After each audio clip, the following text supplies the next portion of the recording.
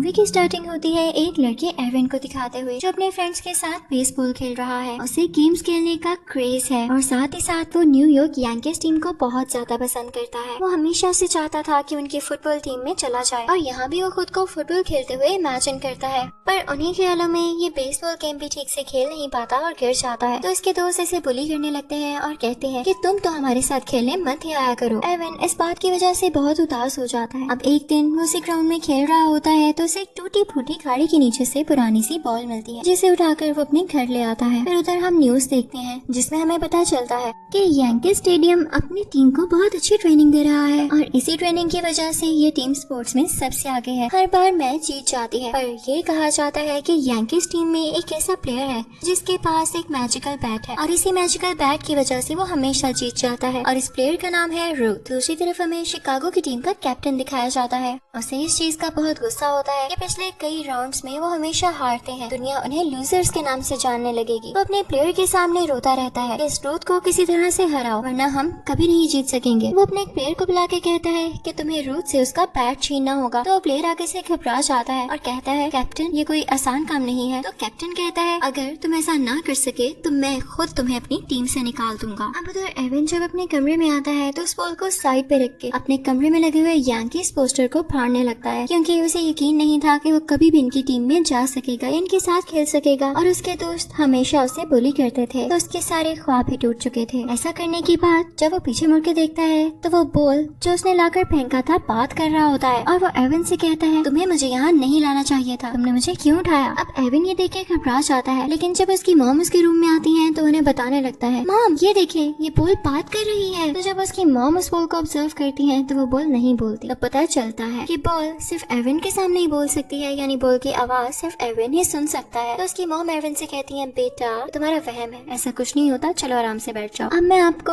Avon के dad के बारे में बताती जाऊँ। वो यांकी स्टेडियम में जैनिटर का काम करते हैं, यानी वहाँ की स्वीपिंग करते हैं। तब एवन की मॉम उसे बुला के कहती है तुम्हारे फादर की आज नाइट ड्यूटी है तो तुमने जाकर डैडी को रात का खाना देना है। ये सुन के एवन बहुत खुश हो जाता है, बॉल को ड्रॉयर में रखता है और अपनी कैप पहन के निकल जाता है यांकी स्टेडियम के लिए ताकि अपने बाबा जान को खाना दे सके। अब वहाँ जाके उन्हें खाना देता है और उनसे मैच के बारे में बात करने लगता है कि वो आज का मैच हार गया है और उसे इस चीज का काफी दुख है। इसकी वजह से वो अपना कॉन्फिडेंस भी हार रहा है कि वो कभी यांकीज टीम में आ सकेगा। तो एवन के डैड उसे समझाने लगते हैं बेटा मैं यहाँ ही होता हूँ, रोज न जाने कितने लोग हारते हैं पर अगले दिन वो दोबारा से ग्राउंड में होते हैं। इसका क्या मतलब है कि कभी भी हार से डरो मत, उसे फेस करो, बार बार ग्राउंड में आओ, बार बार सामने आओ और एक दिन तुम जीत जाओगे, तुम्हारी मेहनत रंग ले आएगी। अब ये सारा कुछ सुन के एवन बहुत ज्यादा मोटिवेट होता है। अब एवन और उसके फादर प्लेयर्स के ड्रेसिंग रूम में आते हैं जहाँ पे प्लेयर्स का सारा सामान और उनका बैट वगैरह सब कुछ पड़ा होता है। यांकीज टीम जैसे कि बेसबॉल खेलने में मास्टर थी तो उनके बैट्स भी वहीं पर पड़े हुए थे और तरह तरह के नए नए बैट्स थे, पर रूथ की तरह का बैट किसी के पास नहीं था। एवन उसे देख के बहुत खुश होता है और अपने फादर से कहता है पापा मैं यहाँ कुछ और देर रहना चाहता हूँ। तो उसके फादर उसे कहते हैं अच्छा बेटे मैं जा रहा हूँ, तुम भी 10 मिनट तक आ जाना और याद रहे किसी चीज को हाथ नहीं लगाना। तो एवन कहता है ओके पापा, पर फिर भी उससे रहा नहीं चाहता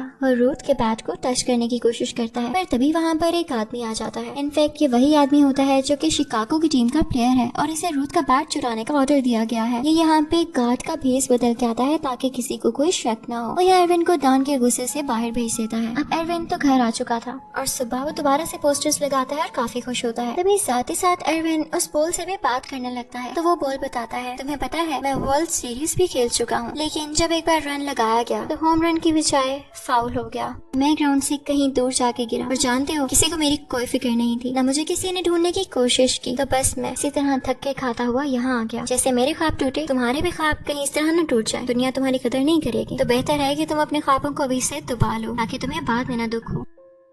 अब ये सारी बातें एरविन की समझ में नहीं आ रही थी। अब एरविन के घर में उसके पेरेंट्स भी होते हैं क्योंकि उसके फादर भी नाइट ड्यूटी से आ चुके थे। पर तभी वहाँ पर यांकीज टीम के मैनेजर और एक सिक्योरिटी गार्ड आ जाते हैं और वो उनसे कहने लगते हैं कि रूथ का बैट चोरी हो गया है और यांकी स्टेडियम में एरविन के डैड के अलावा कोई भी नहीं था। तभी एरविन बोल पड़ता है नहीं अंकल, मेरे डैड तो वहाँ से चले गए थे, पर हाँ एक सिक्योरिटी गार्ड आया था। तो जब मैनेजर को पता चलता है कि ये बच्चा भी उनके ड्रेसिंग रूम में गया था तो वो एरविन के डैड से कहते हैं आज से आप जॉब पे नहीं आएंगे, आप हमारी तरफ से फायर हैं। और एक और बात, जब तक वो बैट नहीं मिल जाता आप दोबारा ये जॉब ज्वाइन नहीं कर सकते। ये सुन के एरविन के फादर काफी परेशान हो जाते हैं, पर उनकी वाइफ उन्हें हौसला देती है। अब एरविन के डैड को एरविन पे गुस्सा आता है और वो कहते हैं, एरविन तुमने शरारत में वो बैट छुपा दिया, अगर वो तुम्हें पसंद है तो तुम मुझे बताते, मैं तुम्हें सेम वैसा ही दिलवा देता, पर वहाँ से वो बैट उठाने की क्या जरूरत है। एरविन अपने डैड से कहता है, पापा मैंने वो बैट नहीं उठाया, मैंने वहाँ पे वाकई एक गार्ड को देखा था। एरविन के डैड कहते हैं, नहीं एरविन, वहाँ तब कोई गार्ड नहीं था, तुम यहाँ से जा सकते हो। अब एरविन वहाँ से चला जाता है और बॉल से बातें करने लगता है कि मैंने ऐसा वाकई नहीं किया। अब वो बॉल उसे आगे से बताने लगता है, अच्छा एरविन, अगर तुमने बैट को नहीं चुराया तो जाहिर सी बात है कि किसी ऑपोजिट टीम ने चुराया होगा। तुम तो सारे बेसबॉल प्लेयर्स के कार्ड जमा करते हो ना, उसमें उनको ढूंढने की कोशिश करो, क्या पता वो कार्ड वाकई भेस बदल कर आया हो और हो किसी अपोजिंग टीम का प्लेयर। अब एरविन जब अपने कार्ड चेक करता है तो उसे पता चल जाता है कि वो कार्ड जो भेस बदल के आया है वो वाकई ही शिकागो टीम का प्लेयर है। तो अब एरविन फैसला करता है कि वो खुद ही उसको ढूंढेगा और बैट को वापस लाएगा। अब एरविन को पता चलता है कि शिकागो टीम मैच खेलने के लिए किसी दूसरी सिटी जा रही है और वो ट्रेन स्टेशन पे है, यानी रेलवे स्टेशन पर। वो फौरन से उस बॉल के साथ वहाँ पे जाता है और उस प्लेयर के हाथ में वो बैट देख लेता है। वो उसका पीछा करता है पर वो प्लेयर उसे देख लेता है और अब उसका पीछा करने लगता है। एरविन भागता हुआ दूसरी ट्रेन में जाता है तो शिकागो का वो प्लेयर भी उसके पीछे पीछे आ जाता है। तो अब एरविन दोबारा से पहली ट्रेन में चला जाता है और जब शिकागो का प्लेयर उसके पीछे आ रहा होता है तो एक स्टॉप साइन से उसकी टक्कर हो जाती है और वो वहीं पे गिर जाता है। अब आगे जाके ट्रेन का गाइड उन्हें वहाँ उतार देता है और कहता है कि जहाँ तुम लोगों को जाना है वो यहाँ से थोड़ा ही दूर है।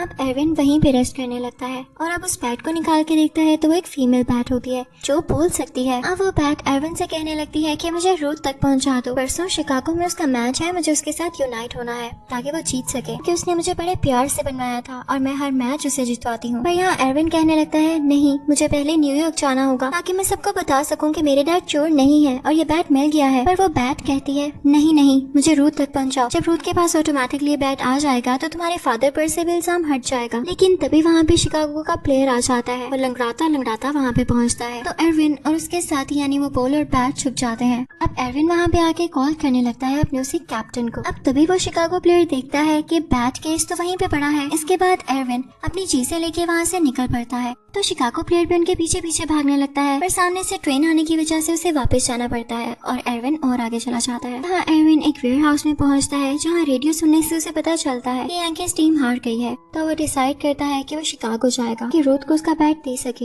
एरविन यहाँ से होता हुआ एक विलेज में पहुँचता है जहाँ उसे कुछ बच्चे तंग कर रहे होते हैं तो एक लड़की आकर इनकी जान बचाती है और अपने घर में ले आती है। पता चलता है कि वो भी किसी प्लेयर की बेटी है और उसके पापा की टीम भी गेम खेलने शिकागो जा रही है। तो जब एरविन उसे बताता है कि मुझे ये बैट रूथ तक पहुंचाना है तो वो कहती है, मैं तुम लोगों की इस मामले में मदद कर सकती हूँ। पर तभी इस घर में वही शिकागो प्लेयर आ जाता है जो एरविन से बैट दोबारा से छीनने की कोशिश करता है। और तभी वो लड़की दोबारा से आकर उस पर पत्थर फेंकती। शिकागो प्लेयर गिर जाता है तो वो लड़की एरविन को अपने साथ लेकर चली जाती है। तो एरविन के पेरेंट्स काफी परेशान होते हैं और अपने बेटे की मिसिंग रिपोर्ट कटवाने पुलिस स्टेशन जाते हैं। अब उधर एरविन तो निकल चुका होता है शिकागो के लिए। दूसरी तरफ शिकागो प्लेयर अपने कैप्टन को कॉल करके बताता है कि वो बैट मेरे हाथ नहीं लगा। तो वो कैप्टन उससे कहता है कि मैं तुम्हारा करियर तबाह कर दूंगा।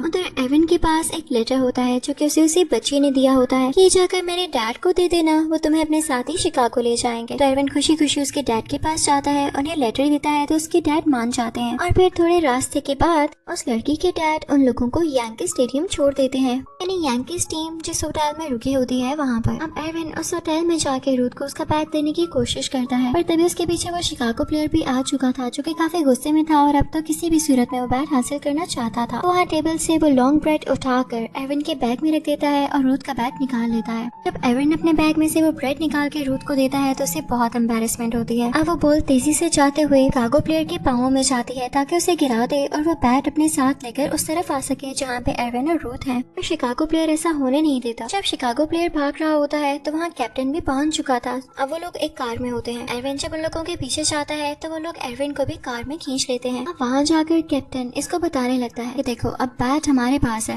और वहाँ शिकागो टीम का और यांकीज टीम का मैच स्टार्ट होने वाला है, तो देखना कैसे रूथ हारता और मेरी टीम जीतती। तो इनको यहाँ ही छोड़कर नीचे मैच देखने चला जाता है। अब ये तीनों यानी एरविन, बॉल और बैट अकेले होते हैं, सारे ही उदास होते हैं। पर तभी बॉल एरविन के पास आके कहता है, देखो हिम्मत ना छोड़ो, मैंने भी हिम्मत छोड़ दी थी तो देखो मैं कहाँ पहुँच गया, पर तुम हिम्मत नहीं छोड़ोगे, मेहनत करोगे और आगे जाओगे। यहाँ पे एरविन बॉल से पूछता है तो मैं क्या कर सकता हूँ। तो बॉल उससे कहता है, लो मुझे उठाओ, मैं एक हार्ड बॉल हूँ, अब मुझे सामने वाले शीशे पे फेंको, देखो शीशा टूट जाएगा टाइगर, तुम वहाँ से स्टेडियम तक जा सकते हो, इजी। एरविन ऐसा ही करता है और स्टेडियम तक पहुँच जाता है। रूथ एरविन को दूर से ही देख लेता है और उसे पहचान लेता है कि ये तो वही बच्चा है जो मेरे बैट की बात कर रहा था। तो उसे अपने पास बुलाता है। एरविन के पास वही बैट होता है तो रूथ उस बैट को देख के बहुत खुश होता है। तभी वहाँ कैप्टन भी आ जाता है और उनसे कहता है गेम शुरू करो, क्या कर रहे हो। पर रूथ कैप्टन से कहता है तुम्हें तो पुलिस पकड़ के लेके जाएगी, कोई मैच शुरू नहीं होगा, तुमने मेरा बैट चुराया है। अब तभी वहाँ पे सिक्योरिटी आके उसे पकड़ के ले जाती है और एरविन के फादर से अपने आप सारा का सारा ब्लेम आउट हो जाता है, यानी क्लियर हो जाता है। पर वो कैप्टन सिक्योरिटी को पीछे करते हुए कहता है जो आज का मैच स्केड्यूल में था उसे शुरू करो। सिक्योरिटी को ऐसा करना पड़ता है। पर रूथ की टीम यहाँ पे काफी डीमोटिवेट हो चुकी थी। अब एरविन उसी जगह पे खड़ा था जहाँ पर उसे बेसबॉल बैट से शॉट लगाना था। तो रूथ उसे कहता है चलो आज तुम मेरी प्लेयर बनो, तुम ट्राई करो, मुझे तुम पे पूरा भरोसा है कि तुम हमें जितवा सकते हो। अब दूसरी तरफ एरविन के पेरेंट्स भी होते हैं जो रेडियो पे सारा कुछ सुन रहे होते हैं। वो बहुत खुश होते हैं कि अब उनका बेटा खेलने वाला है। एरविन के पेरेंट्स भी यहाँ स्टेडियम तक पहुँच जाते हैं। वो बोलने वाली बॉल भी यहाँ आ जाती है और उसे मैच वाली बॉल ही समझ कर इसके साथ खेलना शुरू कर दिया जाता है।